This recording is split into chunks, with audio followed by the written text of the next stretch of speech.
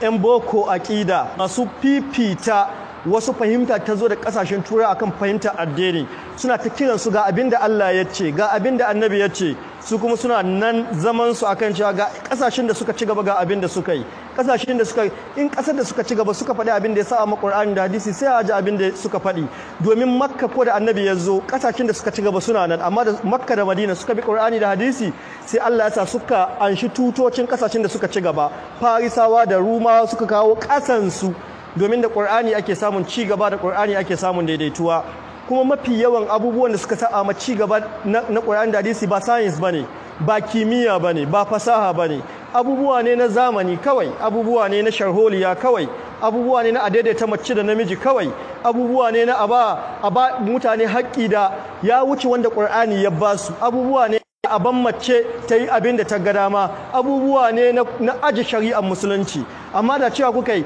kasashen da suka ci gaba suna da technology ga ya akwai jiragen kasa ko ina ya kamata Najeriya a samu jiragen kasa kowane malami zai biye muku domin irin wannan ci gaban musulunci yake kira da kiran su kuka yi cewa akwai asibitoci da aka yi MRI a kasashen turai a ko ina akwai asibitoci haka muke son kasan mu a samu asibitoci sai su ce muku wannan yayi daidai da abin da Annabi sallallahu alaihi wasallam ya zo da shi shine daidai amma sai ka rasa abin da zaka dauko na wayewa abin da zaka dauko na fahimta sai abun da ya shafi a ba mace haƙin da musulunci bai bata ba musulunci ya tauye mata haƙƙi musulunci ya tauye ma ɗan adam in dai irin wannan boko Allah wadaran irin wannan boko ba irin wannan boko muke bukata mu bokon da muke bukata shine yan ana bukatar likitoci ba sai an shigo da su daga China ba yanzu akwai su ga sunan da yawa ko ina ana bukatar asibitoci da injimoma ko ina akwai su ba sai an je Saudi German ba sai an je Germany ba mutum zai je Sokoto zuwa Kaduna ba sai ya hau mota yana tsoron yan kidnappers ba irin bokon da muke so technology a samu jiragen nan masu karfi masu zuwa London cikin awa 1.5 ko cikin awa 2 irin su muke so sai a sa daga Sokoto zuwa Kaduna to irin wannan boko da technology irin shi muke bukata kuma shi dai abokon kwarai don shi mafi yawan mutanen da ke ilhadi mutanen da ke jayayya da Allah da jayayya da littafin Allah masu social sciences ne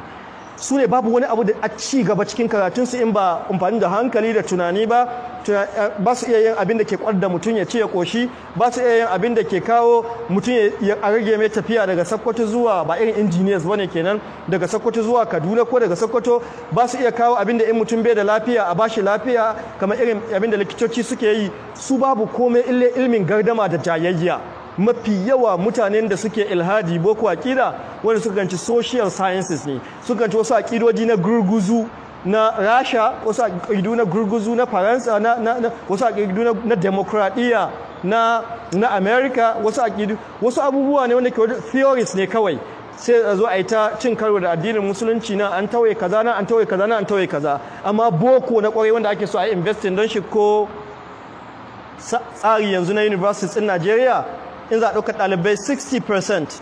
za a ɗauke su 'yan science ne don science da technology shi ke da amfani a boko amma duk wani abu da za a sa maka na tunanin yadda kuke tsarin kuga da tsari ya fito wannan shi ya fara tsari a America aka samu irin tsarin shi wannan tsarin da suka yi a Faransa wannan kawai al'adun wasu mutane ne yake gaya maka wanda kuma ba ku bane anan nan din ya diba ya gani ba America bace ne ya diba ya gani ba Faransa bane kuma irin wannan abu ba abu ne wanda gwamnati sun fahimci ba mai muhimmanci bane da aka ce duk university da za a bada admission